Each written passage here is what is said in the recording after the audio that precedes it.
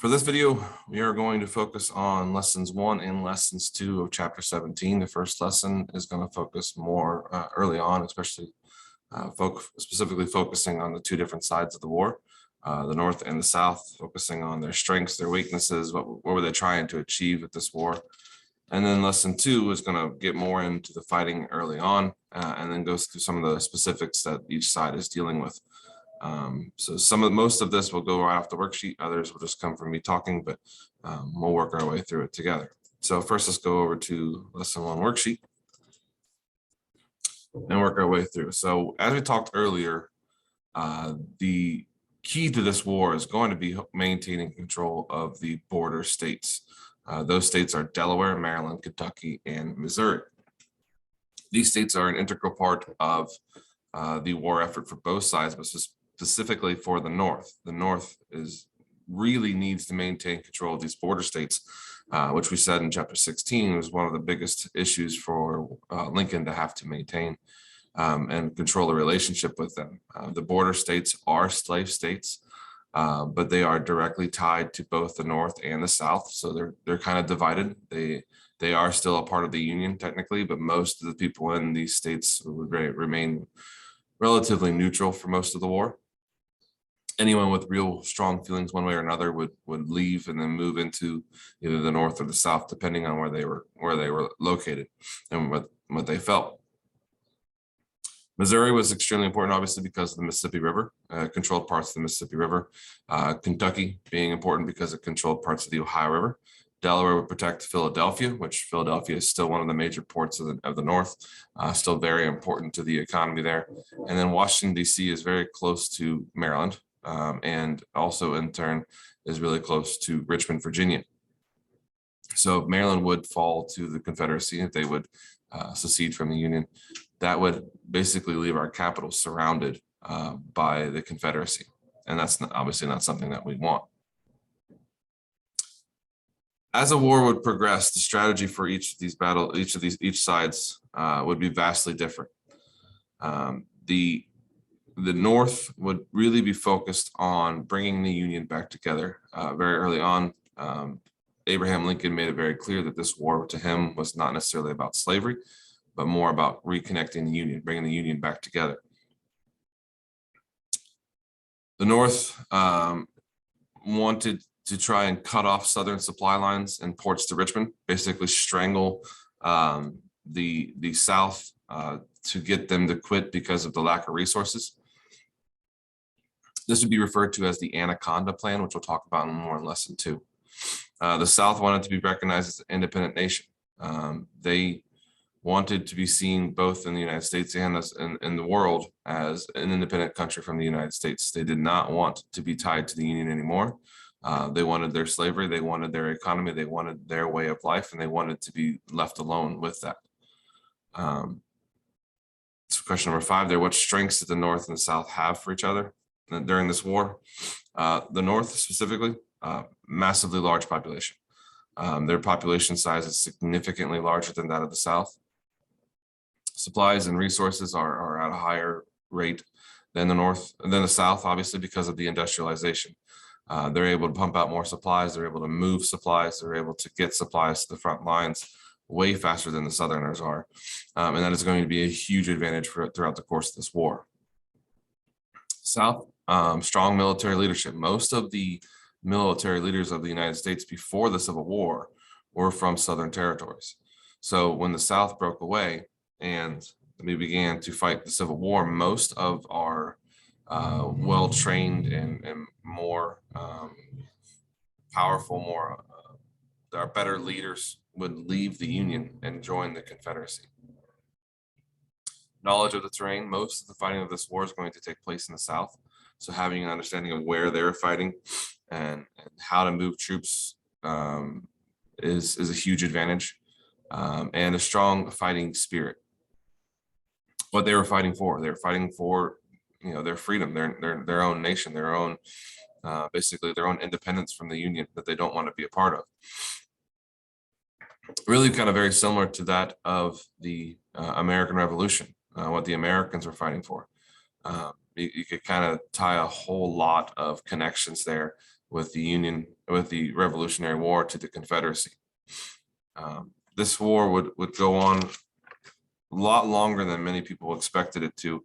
And a large part of it was because the North's resources and a lot of soldiers being readily available to them, and B, the South. The South was willing to fight a long drawn out war. This is something that they felt like they had to do in order to get what they wanted. So they would continue fighting for a longer period of time just because of what they were fighting for. Now we're going to break away from the worksheet for just a second and just kind of focus on me. Hi. This war is a large part American versus American. This is something that I think it's important for a lot of us to understand as we go through this war. Many of the sides, both sides had family members on either side of this war. Oftentimes brother versus brother, cousin versus cousin. Your families were divided. Some popular examples of this: John Crittenden. He was a senator. He had a son on both sides of the war. He had a son in the Union and son in the Confederacy. Mary Todd Lincoln, she would have family members in the Confederacy. Some strong and close family members of her would join the Confederacy during this war. So it wasn't as easy. This is a very difficult war in a lot of ways, but a lot of it is at times when you're fighting a battle close to where you live, there's a really good chance that you're fighting against your family members. And that was very, very difficult for a lot of people to understand and appreciate how difficult this war would be to fight. Men of all ages would enlist. The average soldier during this time period would be in the mid-20s. However, you would have many soldiers were under the age of 18, all the way down to what we believe to be the youngest soldier was 14 years of age. Soldiers would run away from home in order to enlist. They would run away from home. They'd lie about their age and be able to enlist because of the necessity of having soldiers in this war. At first, Union did not allow African Americans to fight in this war. They were afraid that the other white soldiers of the Union forces would not welcome them and be unwilling to fight next to them. Ultimately, that would change as the war would progress and the need for more soldiers and the more of an understanding that this is more than just a war to bring them back to the Union, but it became more about slavery. That became a change in the way this war was fought. Confederacy never let African Americans join this war. They were scared that the African Americans, if they would give them guns and ammunition, that they would turn on them and free slaves in the South. You would not see African American soldiers fighting for the Confederacy until the very, very last days, where they really had no choice.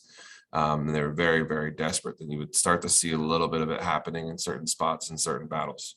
But for the most part, you would not see African Americans fighting for the Confederacy during this war. Like I said, when the war began, both sides thought this would be a quick victory. The Confederacy thought that they would be able to last long enough that the Union forces wouldn't want to continue the amount of loss of life that they would have to endure during this war. The North's supplies and resources and people, they figured that their sheer strength would dictate the early part of this war, and it would be over quickly. That obviously did not happen. This war lasted a lot longer than anybody expected it to. It would have lasted a little bit longer than it did, but the Confederacy ran out. They ran out of supplies, they ran out of soldiers, and we'll talk about that as we move through this. By the summer of 1861, the Confederate Army had about 112,000 soldiers. They were sometimes called rebels. Union forces had about 187,000 soldiers.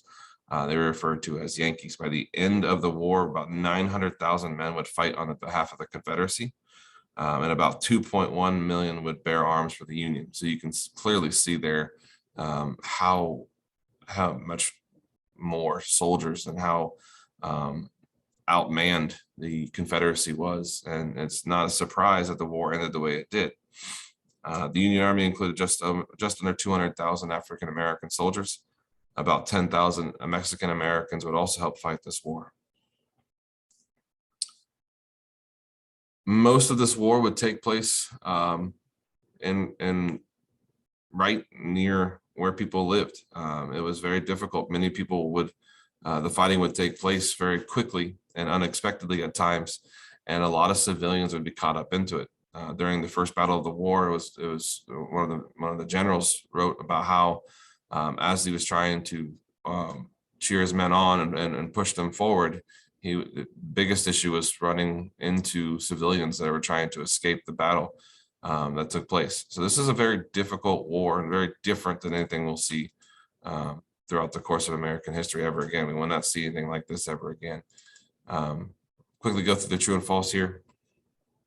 Some families had relatives serving on both sides of the war. That's true. The North was afraid that African-American soldiers would turn against them. That is false. It was the South that was afraid. Both sides thought that the war would be over very quickly. That is also true. The Union soldiers were sometimes called rebels. Flip that, Unions were called Yankee soldiers. The South were oftentimes called rebels. Soldiers never had any fun in camps. That's actually false. They enjoyed songs, storytelling, reading letters from home, and playing baseball games. It was not uncommon actually to see both Union and Confederate soldiers playing against each other, playing baseball games against each other.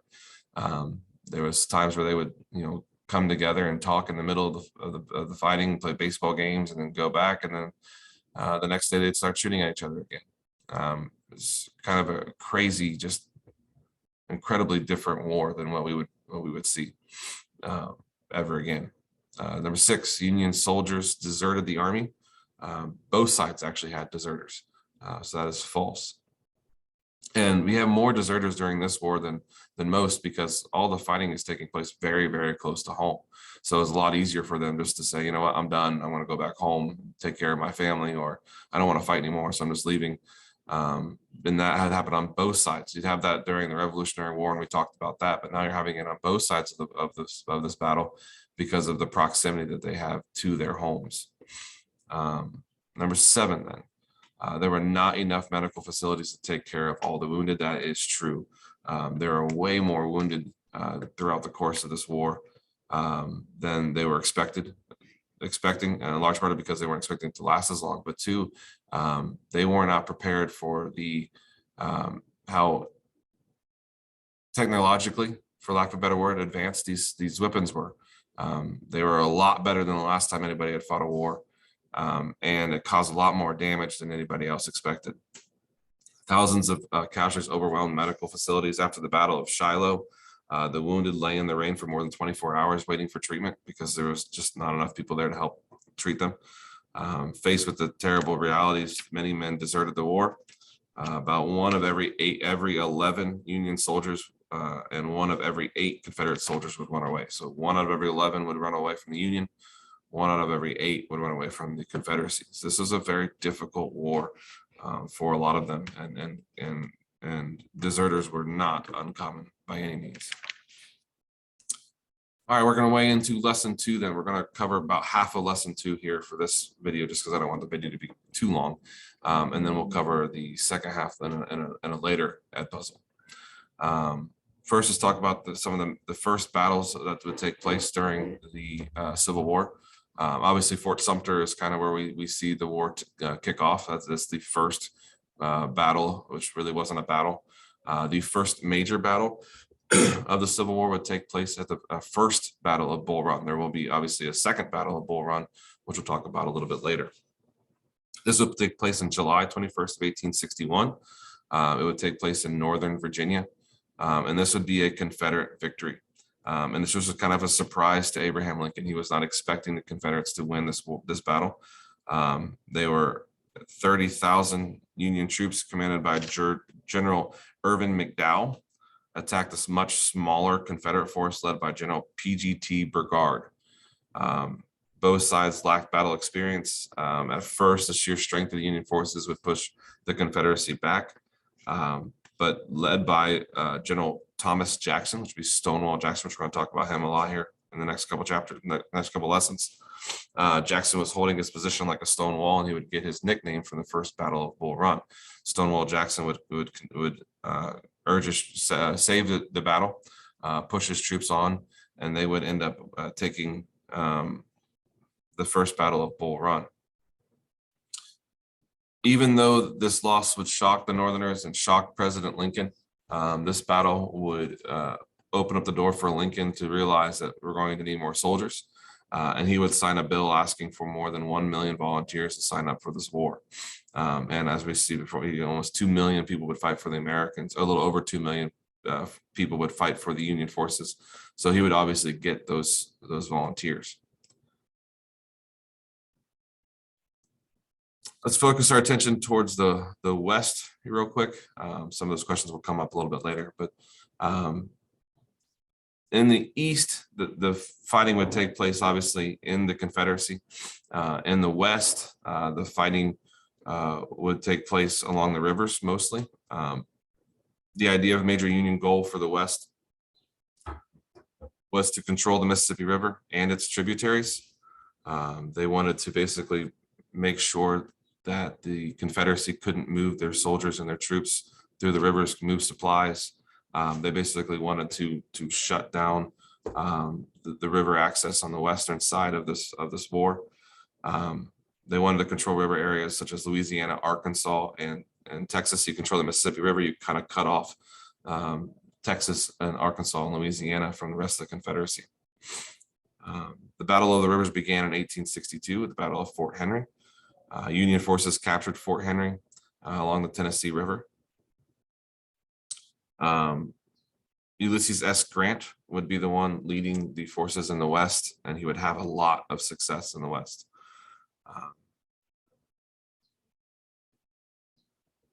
They would also take Fort Donelson in 1862, which was located along the Cumberland River. The Confederates would surrender Fort Donelson to General Grant and his men. General Grant replied to the terms of surrender by the Confederate soldiers that there would be no terms except unconditional and immediate surrender to be accepted by Grant. And this would get him the horrible nickname of Unconditional Surrender Grant, which is odd, but there it is. And he would become the North's new hero of the war and become a very important part of winning this war as we would move forward. The next battle we'll talk about is the Battle of the Ironclads. The Southerners believed that they had a way to break through the blockades that were happening on the eastern coastline. And that was their secret weapon called the Merrimac. The Merrimac was a damaged frigate that had been abandoned by the Union. The Confederates had taken it and covered it in iron around the outside of it. And hoping that its strength and its protection from the iron on the outside would allow them to break through the Union blockades on the coast. However, the Union also had their own ironclad. It's called the Virginia. So the Merrimac and the Virginia would battle each other in March of 1862 off the coast of Virginia. This would be the first time the two ironclads would meet in battle. Neither side won, however, but because neither side lost, this would boost a lot of morale on both sides, that they both believed that they had something that they could use moving forward that would help them win this war. The next battle would be the Battle of Shiloh, which would take place in April of 1862 near Corinth, Mississippi. At the Battle of Shiloh, Confederate leaders decided to strike before the troops had arrived to reinforce the Union forces there.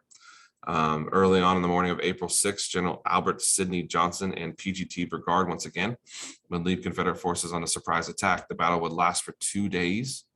It was a narrow Union victory. However, it is the deadliest battle of the war so far. The battle lasted for 2 days. Losses were enormous. They had 23,000 casualties. So casualties are not just your dead. Casualties are technically your dead and wounded. So you have 23,000 casualties between the two sides. After Shiloh, Union troops would lay siege to Corinth and forcing the Confederates to withdraw from Corinth, Mississippi. So once again, more success for the Confederates in the western side of this, or the Union, sorry, more success for the Union on the western side of this war. The biggest shoe that would fall would be on April 25th of 1862 at the Battle of New Orleans. Union naval forces under the control of David Farragut would capture New Orleans, which is the largest city in the South. The capture of New Orleans meant that the Confederacy could no longer use the Mississippi River. The Union forces now controlled the entirety of the Mississippi River, and it was supposed to be a huge obstacle for the Confederacy moving forward. Mississippi was now the only major obstacle left for the Union forces on the western side of this war, and that would soon fall. So this is where we're going to stop for this Ed puzzle. The next Ed puzzle will finish off lesson 2 and then work our way into lesson 3 as well. So at this point, hopefully if you have any questions, please reach out. Hopefully this all is, you kind of follow along with your worksheet and it's all kind of making sense for you. So as I said, if you have any questions, please reach out to me, and I hope you're all doing well.